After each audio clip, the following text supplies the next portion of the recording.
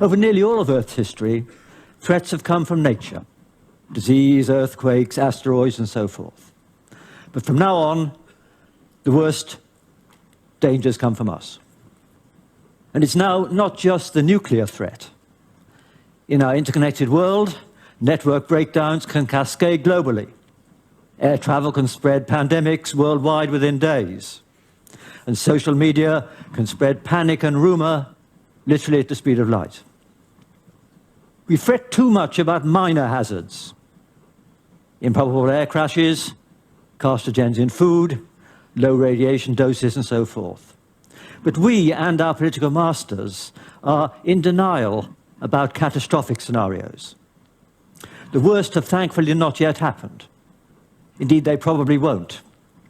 But if an event is potentially devastating, it's worth paying a substantial premium to save.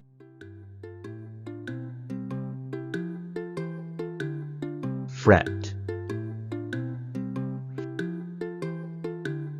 fret,